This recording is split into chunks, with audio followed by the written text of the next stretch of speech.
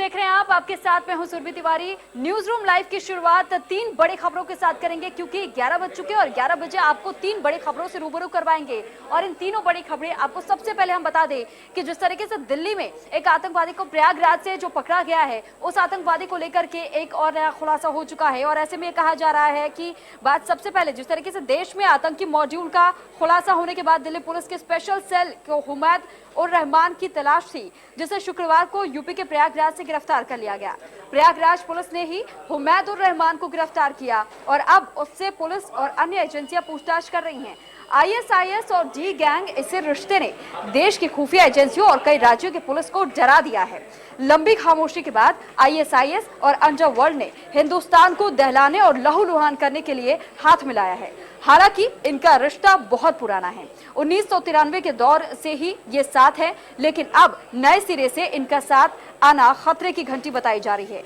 और वहीं अगर मुरादनगर की बात करें तो मुरादाबाद में दिन दहाड़े हुई एक जिस तरीके से ई रिक्शा चालक की जो घटना सामने आई थी, तो ऐसे में ये देखिए अलग अलग हम आपको खबरों की जानकारी दे रहे हैं कि ई रिक्शा चालक की दिन दहाड़े चाकुओं से गोद करके हत्या कर दी गई।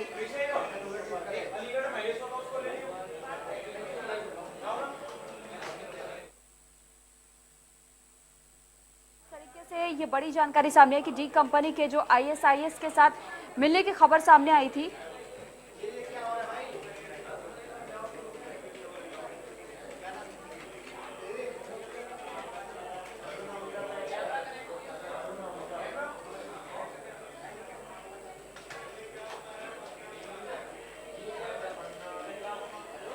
तो डी कंपनी और आईएसआईएस के हाथ मिलाने की खबर की पुष्टि कर दी गई, जिसके बाद से ये कहा गया था कि दिल्ली के क्राइम ब्रांच की टीम ने जिस तरीके से प्रयागराज में एक आतंकवादी को पकड़ा और उसके बाद से ये कहा जा रहा था कि इनका रिश्ता दोनों का पुराना है, लेकिन जिस तरीके से ये प्लानिंग चल रही थी, आगे की रणनीति तैयार की जा रही थी आतंकवादियों की तरफ से कि किस तरीके से भारत को दहलाना है एक बार फिर से उनके आतंक के दम पर और किस तरीके से देश भर में लहूलुहान की स्थिति पैदा करनी है, इसको लेकर के जो असमंजस बनाए जा रहे थे, जो रणनीति आतंकवादियों की तरफ से तैयार की जा रही थी, फिलहाल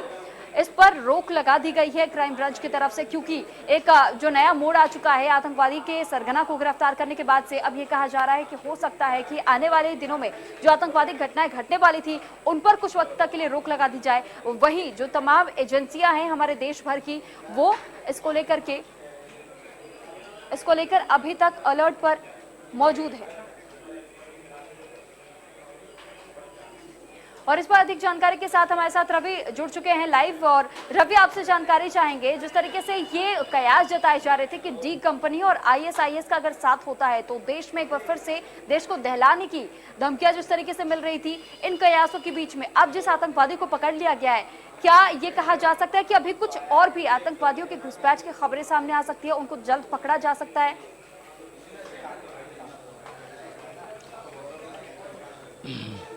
देखिए, जाहिर है डी कंपनी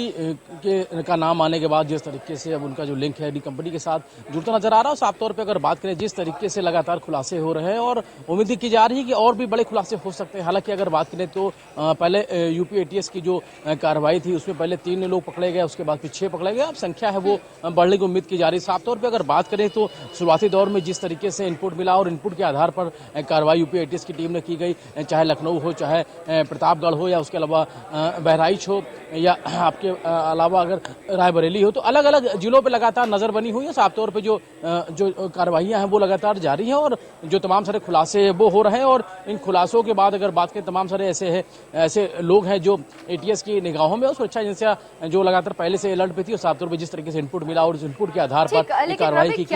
जो अगर भीड़ भाड़ वाले इलाके उत्तर प्रदेश के हैं उन इलाकों में बड़े धमाके। रवि, क्या प्लानिंग थी इन आतंकवादियों के, इस बारे में क्या कुछ देखिए, जो अभी तक जानकारी मिली है, जो जानकारों से जी